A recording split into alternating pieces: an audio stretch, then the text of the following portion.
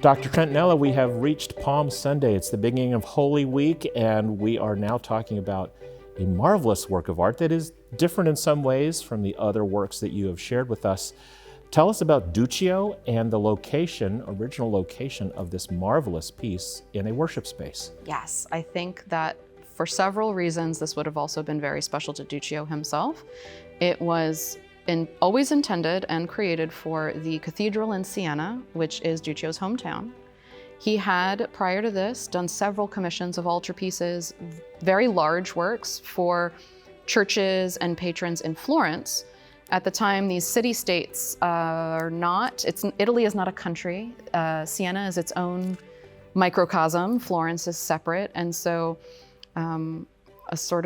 a way sometimes I get my students into it is say, I think Siena got a bit jealous that Duccio was making all of these great works for Florence. What about the hometown?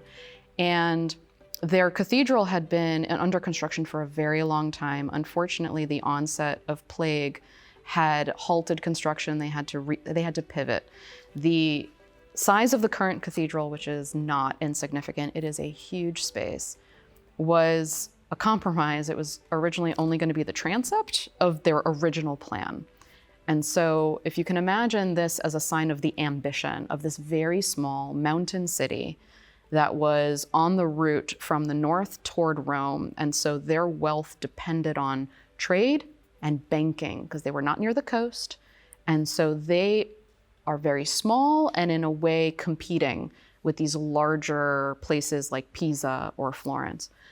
And so the altarpiece itself, to be suitable to the space, had to be a monumental undertaking. You can't put a tiny altarpiece in a very large church.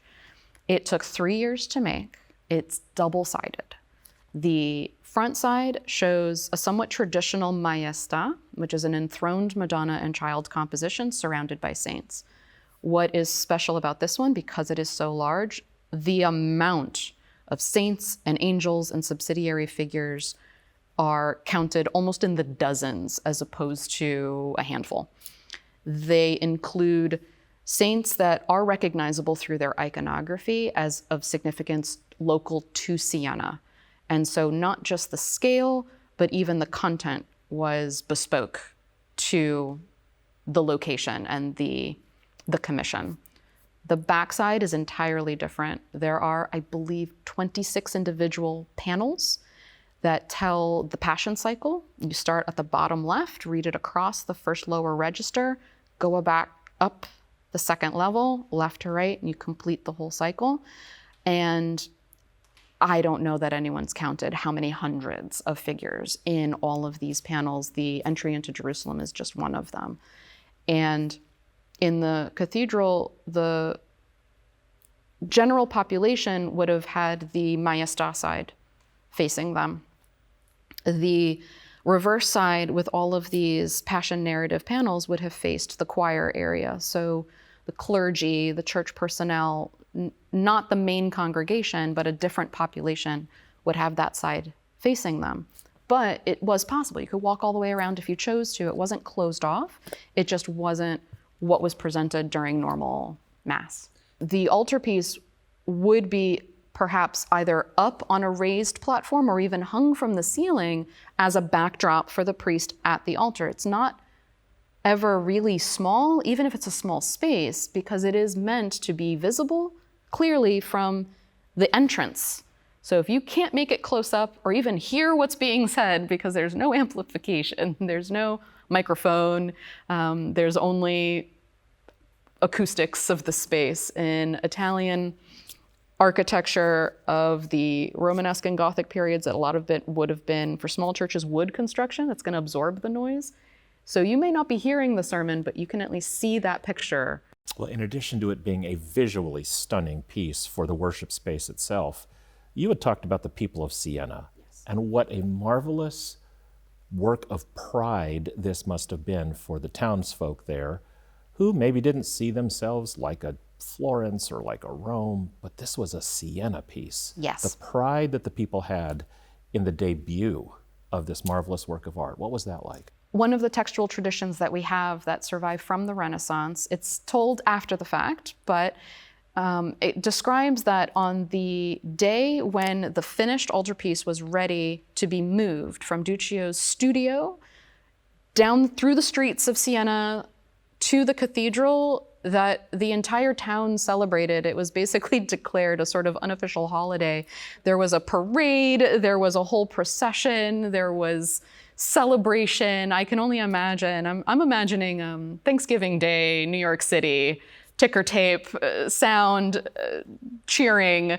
The way the story is told is evocative of the entire town came out to see a work of art go from an artist studio to an installation location. Today, it almost doesn't sound absurd, but it doesn't sound typical for what you might imagine. An artist finished a job and is installing or delivering the work.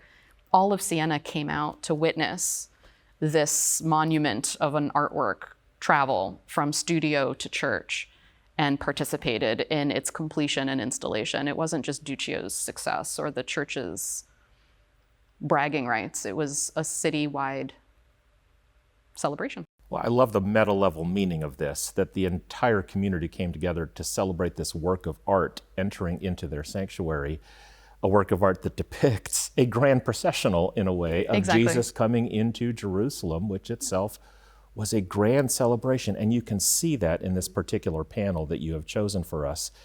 And one of the visually interesting pieces that you would identify here is the road. Yeah. And the way it's depicted in the Palm Sunday processional. Yeah, there are other depictions of the entry into Jerusalem from around Duccio's time and a bit earlier as well that present it very demonstratively. The image of Jesus on the mule is presented centrally. The mule is in profile. He is moving usually from left to right. And maybe there is a wall or a gate. It's in the background to give setting, but it seems to be a almost posed snapshot of person traveling from here to there. As opposed to Duccio's decisions here, which if you take just this one scene, he's created a world in which the road curves up and to the left through an archway that has a bit of perspective added to it, and these structures behind it. To us, it might look a little awkward. This isn't linear perspective, this isn't illusionistic space, but it is definitely a purposeful construction of overlapping and angular forms to give a sense that there is movement in three-dimensionality from one point to the other, that these characters are engaged in this motion. I mean, there's two people climbing trees. I'm assuming to get a better look, and one of them, you just see them from behind, very awkwardly scrambling up the trunk of this tree, like he may not make it. And this is the sort of human interest detail that had sometimes been missing for art in Europe for quite a while. And I love how the curvature of the road almost penetrates, punctures into the canvas itself as a way of inviting the viewer, or in the original setting, the worshiper, to actually enter the story, enter the story of Holy Week through the Palm Sunday processional. It's a beautiful rendition. And consider this would have been aimed in the direction of the clergy, not the congregation. So who, if Duccio did this on purpose, which I have to imagine he did, who's he inviting to enter into this scene? Versus some of these other artworks, if you don't have its original display, we're only left to really speculate. With whom is the artist visually conversing? But when we have that knowledge, it adds so much more richness to what we can imagine was intended. Even if it was a happy accident, we can still wonder about that. Well, speaking of adding richness, you have done that for us these last 6 Sundays with each of these marvelous works of art, helping us to not just hear the story through the scriptural sacred text, but to see them, to experience them, not just through our eyes, but through the eyes of these marvelous artists who are now part of this beautiful canon of artists that have been with us throughout history. Thank you on behalf of the entire Hyde Park congregation for being our docent during Lent. You're very welcome. Thank you for having me.